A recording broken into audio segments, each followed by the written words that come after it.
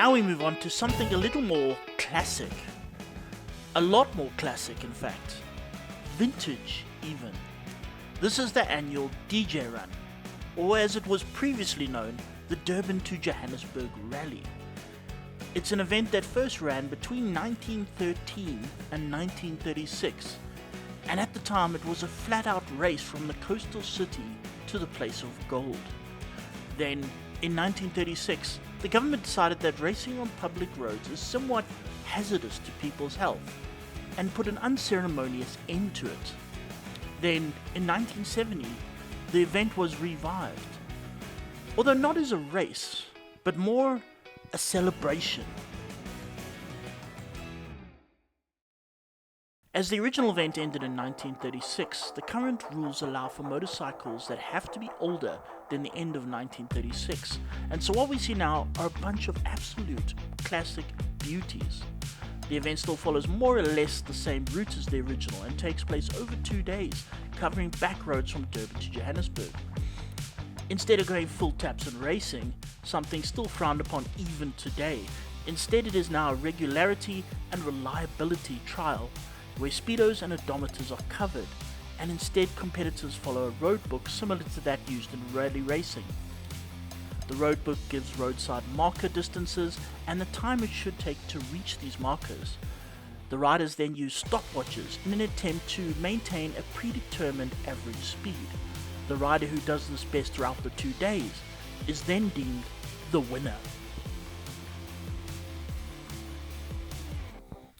But more importantly than competition is the celebration of riding these glorious old machines, the youngest of which turned 90 years old this year, and others are now surpassing a full century since they were first manufactured. The owners have the opportunity to ride their machines with fellow owners because, as every motorcyclist knows, riding is only part of the joy of motorcycles. The rest is everything else. We join the gang in the town of Balfour, where they are stopping for fuel and lunch. Of course, it is also an opportunity for some maintenance. As they say, if your classic British bike stops smoking or leaking oil, you better put more oil in it. Mostly the riders tend to be on the older side, although there are the occasional youngsters, such as this fellow, whose name is Brad Binder. Binder has traded in his MotoGP KTM this weekend for a 1935 Sunbeam, and is doing the event with his father Trevor, who is a long-time connoisseur of vintage motorcycles. Lunch was held at the local church, where the local Tunnies and Worms prepared a grand meal. There were various motorcycles, including ladies and gentlemen that bounced around in sidecars. Most of the motorcycles were British, including the likes of Ariels, BSAs and Sunbeams. But there were also American motorcycles like Harley Davidson and Indian, plus a French brand called Gnome Rhone, or however you pronounce it. There were also German BMWs. They were different to the others because, well, they worked. There was yet more maintenance. This time we have the daughter changing the spark plug on her mother's Rudge. These bikes were built before the invention of the motorcycle starter motor, so starting them is a bit of a process. Eventually the gang set off, keeping busy trying to maintain certain average speeds and constantly doing calculations. In the old days, the average speed of each rider was measured by old tunnies sitting on the side of the road taking down people's times, but nowadays they use these newfangled things called GPSs.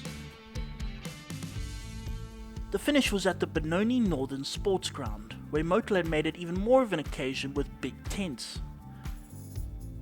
As the crew one by one crossed the finish line to the applause of the crowd, everyone had the chance to share stories of daring do, because again, riding motorcycles is only part of the experience.